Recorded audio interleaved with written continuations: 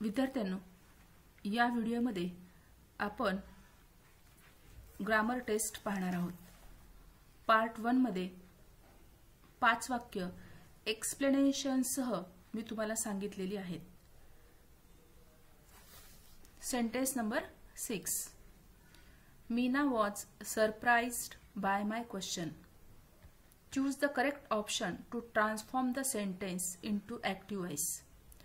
म्हणजे या वाक्याला सूचना काय दिलेली आहे, तर दिलेलं वाक्य जे आहे ते ऍक्टिव्ह वॉइस मध्ये करा। म्हणजेच दिलेलं वाक्य पॅसिव्ह वॉइस मध्ये आहे आणि आपल्याला बाय याच्यावरनं पण सहज समजून येतं की दिलेलं वाक्य पॅसिव्ह वॉइस आहे। आता इथे तुम्हाला 4 पर्याय दिलेत, त्या 4 पर्यायापैकी तुम्हाला जो योग्य पर्याय वाटतो तो तुम्ही मनामध्ये 10 सेकंदामध्ये निश्चित करा।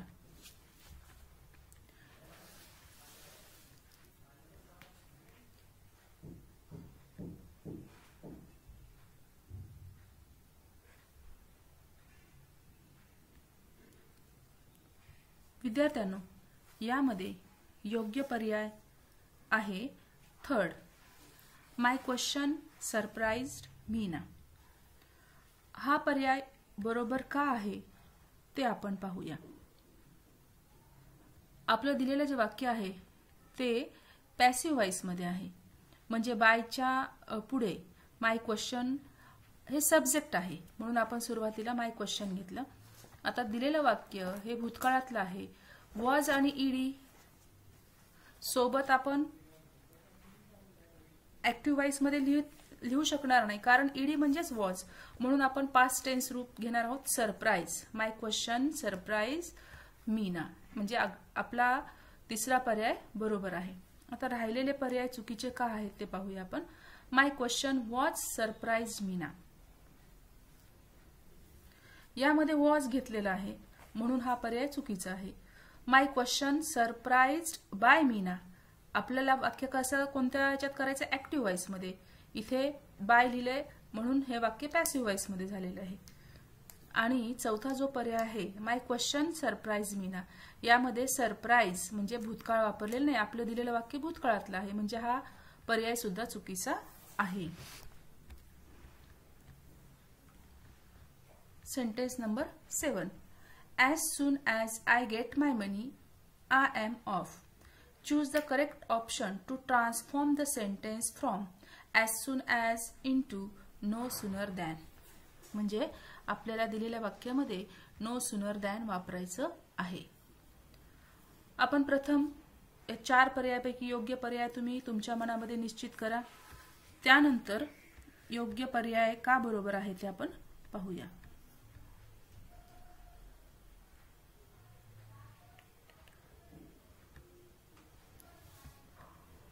विद्यार्थ्यांनो, योग्य पर्याय आहे number 3, no sooner did I got my money than I am off. हा पर्याय का बरोबर आहे आपण चेक करून घेऊया। ॲज सून ॲजच्या ठिकाणी आपण नो सूनर घेतलं, नो सूनर च्या नंतर लगेच क्रियापद येतं, मग वाक्यामध्ये ते क्रियापद दिलेलं नसेल तरी आपल्याला कोणता काळ वापरलाय त्यावरनं क्रियापद घ्यावं लागतं, आणि वाक्यामध्ये दिलेलं क्रियापद असेल तर ते जशाला तसं घ्यायचं असतं। आता इथे गेट म्हणजे भूतकाळ आहे आणि म्हणून गॉट प्लस डीड म्हणजेच गेट, म्हणून इथे मी डीड घेतलं।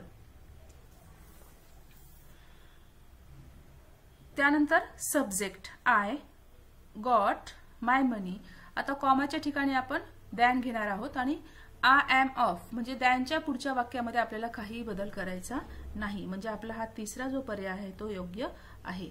आता राहिलेले पर्याय 3 चुकीचे का आहेत ते आपण पाहूया।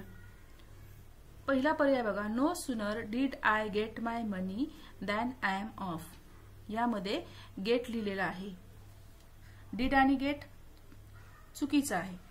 दुसऱ्यामध्ये no sooner do I get my money then I am off, यामध्ये सुद्धा त्यांनी काळ बदललाय आणि दॅन लिहायचं तर तिथे देन लिहिले, 2 चुका आहेत। आणि चौथ्या पर्यायामध्ये विल, इथे सुद्धा काळ बदललेला आहे, म्हणून आपला योग्य पर्याय आहे number 3। Next, sentence number 8, what a shameless girl they said. Choose the correct option to transform each sentence into indirect speech. म्हणजे आपल्याला दिलेलं वाक्य इनडायरेक्ट स्पीच मध्ये असणारा जो पर्याय आहे तो निवडायचा आहे. विद्यार्थ्यांनो, दिलेलं वाक्य जे आहे ते एक्सक्लेमेटरी आहे आणि त्याचा आपल्याला डायरेक्टचे इनडायरेक्ट करायचंय. तुम्ही आता 4 पर्यायामध्ये कोणता पर्याय योग्य वाटतो तो तुम्ही स्वतः सिलेक्ट करा.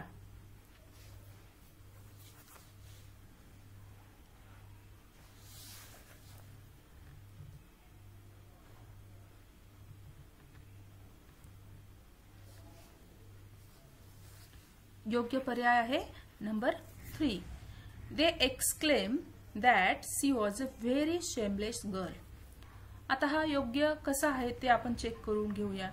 मग आपलं वाक्य उद्गारवाचक आहे, एक्सक्लेमेटरी मार्क आहे इथे, त्यामुळे आपण रिपोर्टेड स्पीच मध्ये एक्सक्लेम्ड घेणार. बरोबर. दे एक्सक्लेम.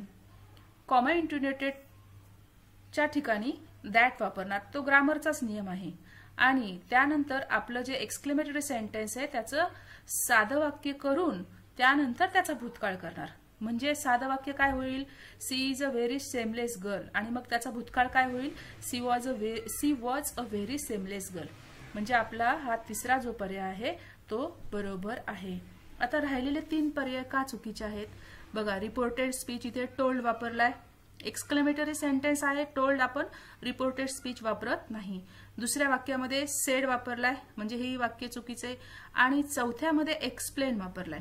म्हणजे यावरूनच आपल्याला समजतं की दिलेले जे वाक्य आहेत राहिलेले पर्याय हे चुकीचे आहेत. Sentence number 9. The school was better than her home. Choose the correct option to transform the sentence into positive degree. आपल्याला दिलेल्या वाक्याची पॉझिटिव्ह डिग्री ज्या वाक्यामध्ये बरोबर वापरलेली आहे ते वाक्य निवडायचं आहे. आता इथे बघा सेंटेन्स नंबर 9.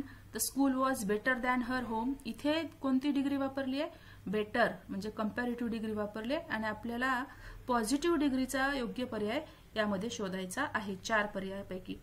तुम्ही आधी 4ही पर्याय वाचून घ्या आणि तुम्हाला जो योग्य वाटतो तो तुमच्या मनामध्ये निश्चित करा.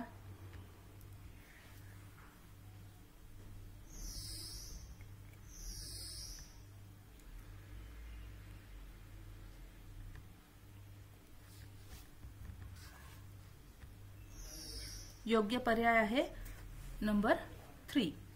हर home was not as good as the school. आता हा पर्याय कसा योग्य आहे ते आपण चेक करूया. आता जेव्हा तुम्ही डिग्रीचे वाक्य करता तेव्हा त्या वाक्याचा अर्थ बदलला पाहिजे. The school was better than her home म्हणजे तिच्या घरापेक्षाही शाळा तिच्यासाठी अधिक चांगली होती. याच अर्थाचं वाक्य आपल्याला इथे करायचे. फक्त त्या वाक्यामध्ये पॉझिटिव्ह डिग्री करायची असेल तर ॲज आणि नॉट हे असलं पाहिजे. Her home was not as good as the school म्हणजे या वाक्यामध्ये आपल्या वाक्याचा अर्थ बदललेला नाही. तिचं घर शाळेपेक्षा अधिक चांगले नव्हते म्हणजे आपल्या वाक्याचा अर्थ इथे बदललेला नाही. आता राहिलेले 3 पर्याय का चुकीचे आहेत ते पाहूया आपण. The school was as good as her home. अर्थ बदलला. The school was not as good as her home. या ठिकाणीही उलट वाक्य केलेलं आहे. आणि चौथा जो पर्याय आहे the school was not better as her home इथे जरी म्हणजे कंपॅरेटिव्ह साठी बेटर वापरतात आणि मग आपल्याला इथे पॉझिटिव्ह डिग्री करायची म्हणजे हे वाक्य तर पूर्णच चुकीचं आहे.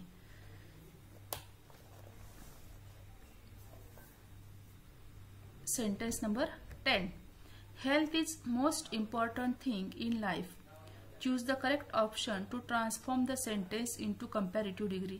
यामध्ये आपल्याला कंपॅरेटिव्ह डिग्रीचं योग्य वाक्य शोधायचं आहे. Health is most important thing in life म्हणजे या वाक्यामध्ये सुपरलेटिव्ह डिग्री दिलेली आहे. कशावरून ओळखलं आपण, मोस्ट. आणि आता आपल्याला काय करायचंय, कंपॅरेटिव्ह डिग्री करायची असेल तर मोर आणि दॅन आपल्या वाक्यामध्ये असलं पाहिजे. आता ह्या दिलेल्या 4 पर्यायापैकी तुम्ही आधी योग्य पर्याय निश्चित करा.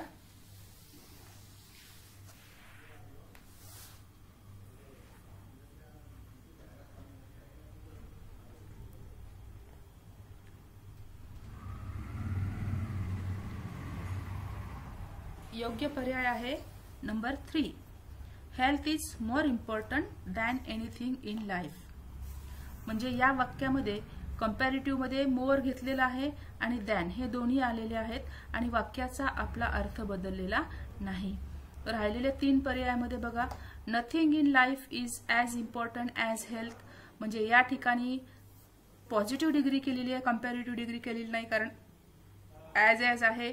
दुसऱ्या वाक्यामध्ये anything in life is not important as the health. यामध्ये सुद्धा कंपॅरेटिव्ह डिग्रीसाठी मोर आणि दॅन वापरलेलं नाही. आणि चौथा पर्याय the more important in life is health.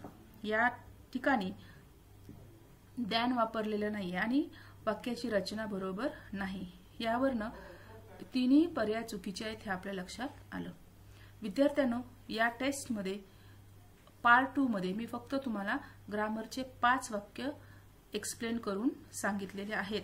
Part 1 मध्ये 5 आणि पार्ट 2 मध्ये 5. अशा प्रकारे आपण